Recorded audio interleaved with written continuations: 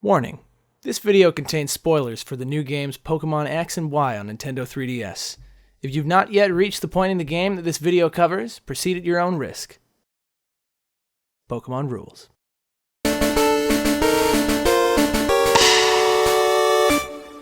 Hi guys, welcome to the Pokemon X and Y vlogs. I'm PokeKells. And I am Alex. Who are you? That was weird. I don't know why I did that. Okay. Moving on. You scared me a little. You did? Yeah. You did to get scared? You scared me just a little. I'm sorry. Anyway, we have beaten the game. We are after the post game. And now it's finally time to get to the thing that you've all been waiting for, which you all have, because we do read the comments. And that's the Looker missions. The Looker Bureau. So there's like kind of a lot of these. Yeah. So we're gonna do 2 today. 2 chapters of the And Looker then we're gonna Bureau. do at least one more episode of this. Yeah. Yeah, man. That's good. So, we're done with most of the post game. After beating the Elite Four and getting your Megastone powered up, you will somehow make your way back to Lumio City because, why not? And once you're there, you receive a mysterious holocaster call.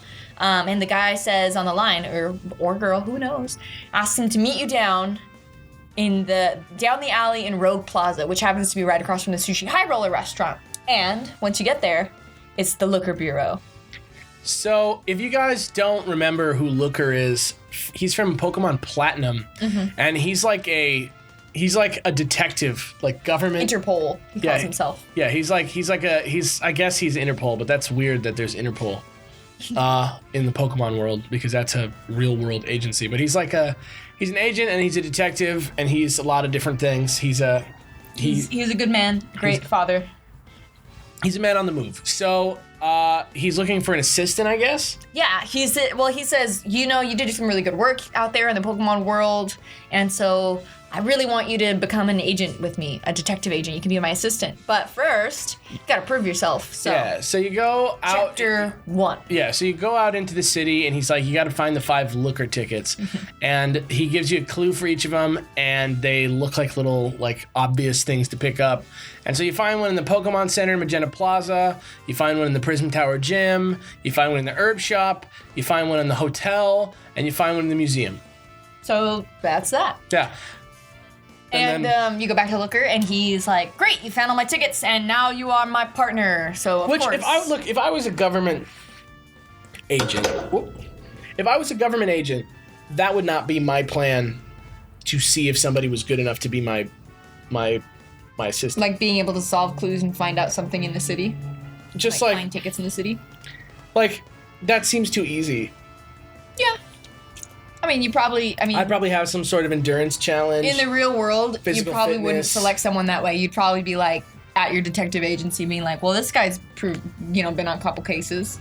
Yeah. You wouldn't just take a rookie on. But this. Well, but at the same time, we did disarm the cannon that was going to blow up the whole world. That's true. We captured a creature that was thought to be a myth. So he says you got to go investigate this alley on South Boulevard, and there's this weird kids gang.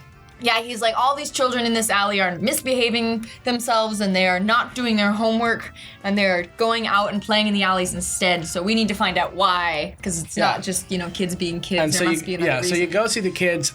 They're like street toughs who are really young, and they're actually pretty brutal. And this outline that we're looking at right now, to remind us, says that one's got a Kingler with guillotine for pet's sake. For Pete's sake. Which is funny. I spelled it wrong. It's okay. You don't have to correct it. We're never going to use this again. Great. But yeah, so you beat all the kids. You get to the end of the alley, and there's a girl named Emma who has a buddy that's an Esper.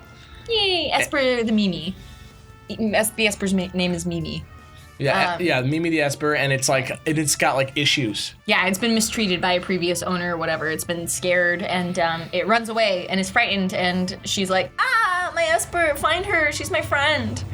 And So you do. Yeah, you do. She says I think she ran off to North Boulevard. So she's in the alleyways of North Boulevard. And when you find her, it gives you choices. You can talk to it, you can pet it, you can dance at it. If you choose to dance at it, it will come with you because it loves to dance, Who apparently. knows? Loves to dance. So you give it back to the kid. You find out the kid is an orphan who's been living on the streets, and Looker is like, I can't let her live on the streets. Come live with me in my detective agency. And she's like, okay. Yeah, and And that's like where it ends. But before it ends, let's just like address the thing that everyone always says. And I think that this, well, first of all, it's that if you watch Doctor Who, it's that Looker like very much resembles the 10th Doctor, who's played by David Tennant. David Tennant, okay. Yeah, specifically the 10th Doctor is who he looks like. Yeah, he has a similar like outfit. His face kind of looks similar as well. He's got the hair. Mm-hmm. He's always on the move. Mm-hmm. And he's been in like different regions and different areas. Different games. Yeah, and Emma's kind of like a companion, right?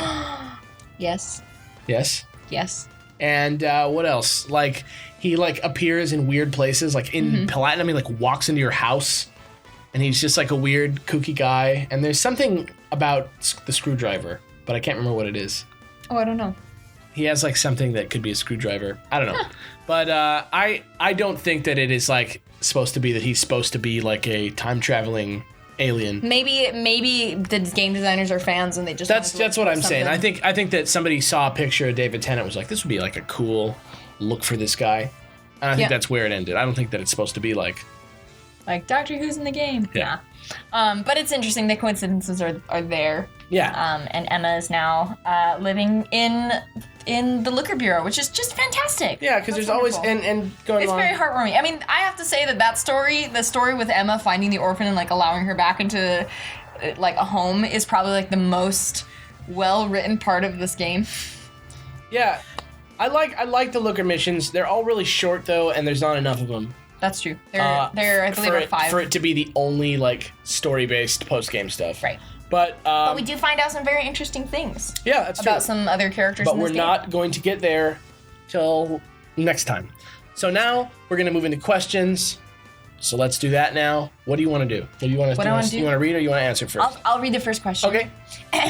This question is from 4Vs, who asks, what determines the starter you pick for every new generation? Is it appearance, typing, a combination of both, or something else entirely? Please let me know. Great work on the decks. The show is fantastic. Just fantastic. Thank you, 4Vs. I am going to say appearance, hands down. Yeah? There's no other reason for me to pick it, because I go through the game and then I start thinking about like battling. I'm not like, there's never like a real challenge for me in the game. And so it's based purely on appearance. I thought Chessman was the cutest. I picked him and he turned out to be the best. I don't know about that. Yeah, I think that's a similar vein. I don't really go by typing. Maybe my like subsequent playthroughs I'll go like by typing, just because like I'll know which one I'll need or whatever. But yeah, I think I'd go mostly on like appearance and like what I think it might evolve into. Sometimes I get I know what they look like. I had no idea what Chessman was was going to evolve into. That was awesome. Yeah, super cool. So I guess go through which ones you picked your first time through every game. My first time through Red, I chose Charmander. My first time through Gold, I chose Totodile. My first time through Ruby, I chose... I think I chose Torchic. And then Diamond and Pearl, I definitely choose Piplup. Because Piplup He loves Piplup. is great. And then Gen 5, I did Snivy. Perfect. Wow. Now that I'm thinking, and then you chose Chessman, of course. Yep. Now that I'm thinking about it, I've never chosen a grass starter on my first playthrough. Really? Yeah, really. Let's see. I kind of had a fire thing going for the first 3 gens. I chose Charmander, I chose Cyndaquil, and then I chose Torchic. But was that a typing thing or was that a looks thing? I don't really remember, but I think it might have. Well, for Cyndaquil, it was definitely looks, because I was like, that's a cute one. But I love all of them, so like I've played that game so many times, I like don't even know which one I like best. Torchic, I think, was based on the looks, because Mudkip kind of looks odd, even though I like Swampert best out of the 3 now. But and Blaziken, he's a weird tall chicken. But then in Gen 4, I was like, well, I can't choose a fire guy because I'm not a huge fan of monkeys. So I was like, well, I guess I'll choose Little Penguin. He's kind of cute. And so I chose Piplup for Gen 4. Gen 5, I chose Oshawott, but that's because I knew what Samurott looked like. And I wanted that. And then Gen 6, I chose Froakie because I was predicting what he might turn into, and I liked that. Did it turn out? No way. Not even a bit like I thought, but very cool nonetheless. I feel like I can see in my head what I thought. Yeah. Like a big harumphy general with like medals. Yeah. But yeah, hopefully that answers your question. Yeah, thanks for watching. Yeah, the next question is from ShinyEV87, who asks, I love watching your videos. All the villainous organizations have had male leaders. What do you think it would be like if the lead villain was a woman? And how do you think that would affect the games? I'm down. Yeah, I mean, I'm down too. Yeah. I mean, I don't think there's any, like, as far as, like, how it would affect the games, I don't think there's any, like major way it would really affect the games. It doesn't have to, it's not like a woman bad guy would have to be like, girls, but... Yeah, I don't think that it necessarily would be that it's a woman that how it would affect the games, but right. like let's say it was like an old woman who's like Bane from Batman, who's like the calculating planner.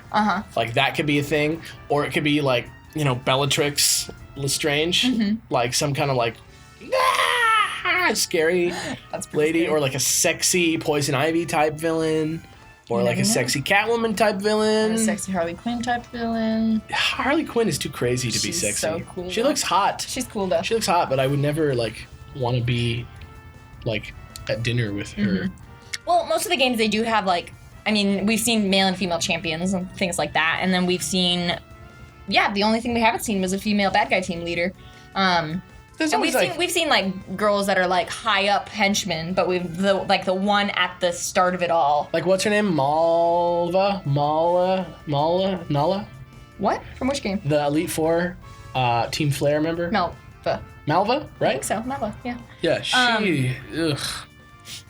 And who else? We have the girl in Team Magma, I think it is. Team Magma, but also like every team is a girl. Yeah, Who's like girls. High up and mean. Yeah, high up, mean. But I think it'd be cool to see one as like the main bad guy. I would say I wouldn't just want it to be like a sexy, evil, half-naked chick. But I don't think that Pokemon ever has done that.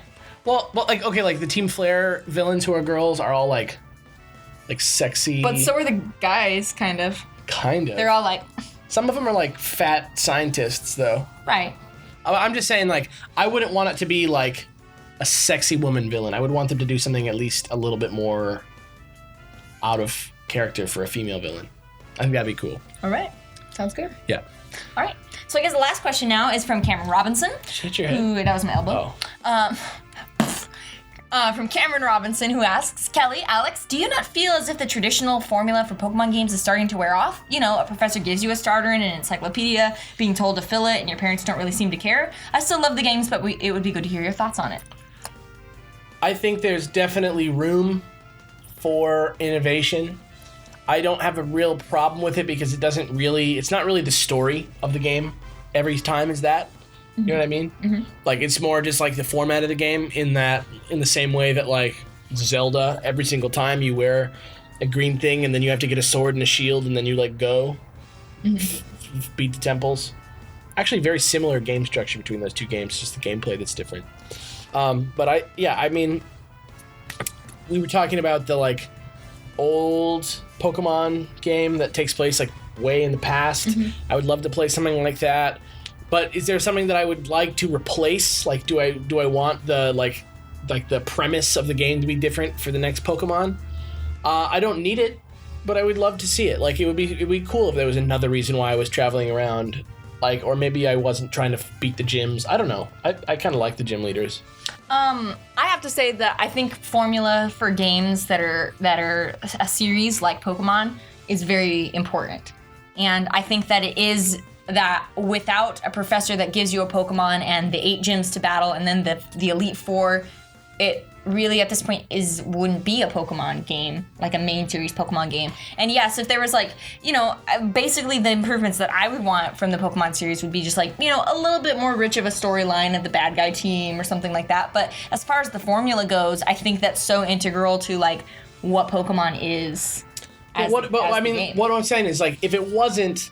And it was the same thing. Like, you go around to all the towns, you get your 6 Pokemon, you're trying to become the champion, but it just wasn't that you were doing research for a professor. You don't think that would be a fine game? Oh, I think it would probably be fine, but like if it was like Pokemon Z or whatever, the next Pokemon, whatever they say, plus and minus. If it just like wasn't a professor and you didn't have a Pokedex? Or maybe you get a Pokedex way later. Like maybe at the end of the game, the professor's like, I think the Pokedex you're amazing. You should go around the world and research. I think the Pokedex is rather important, though. But maybe if it wasn't given to you by a professor, maybe if like it was your mom and she was like, you're going on a Pokemon journey, you should probably take this because it has information about the Pokemon you find. Or what if a Pokedex finally comes out after somebody's researched? What if you don't have to fill the Pokedex anymore? What if somebody already... I think that's an important part of the game. Like a really important part of the game. Right, but I'm just saying like... Gotta catch them all. But like, don't you think that there would be a time when the professor who sent you around and then they caught everything, don't you think they would publish their findings and then you wouldn't have to like fill the first, 500 and whatever many Pokemon? I don't know. I am a fan of the formula. I think it's important. I just feel like I would be okay with it if it was something different. I'm not saying there's anything wrong with the formula. I'm not like, this again. I'm always charmed by the new professor. I like seeing how the new Pokedex is different every time. Don't open it once until I beat the game. For sure. I don't even look at it until after I beat the game. I think that the formula is fine, but many other things could be changed. Like you don't have to go to the gyms in a specific order. Maybe the professor, which I thought was maybe gonna happen in this one, was like the professor is in the bad guy team, and like, oh, what a twist! Right. Or there's so many things that they could do to play with the story and still have those bare bones of you're a person going on their journey trying to get the badges and fill your Pokedex. Got it. So that's my answer. All right. Good question though. Yeah. Invokes some debate. Yeah. So that's it for today. Keep asking your questions. Leave them in the comment section below. There's not much time. Yeah, and also we're gonna try and do a mailbag at the end. So if you guys want to send in like cool stuff that you want us to see or look at or sign or send us a nice letter, the address always shows up right after this. We'll read all your mail online on the air. As long as it's not like 5-page letters. Yeah, well, we're gonna do a mailbag. Yeah. So send your stuff to that PO box. And hopefully we'll do, in a couple weeks or whatever, 2 or 3 weeks when we finish, we'll do a mailbag at the end. Cool. So I've been Alex. I'm Pokekel. We'll see you next time. Bye. Bye.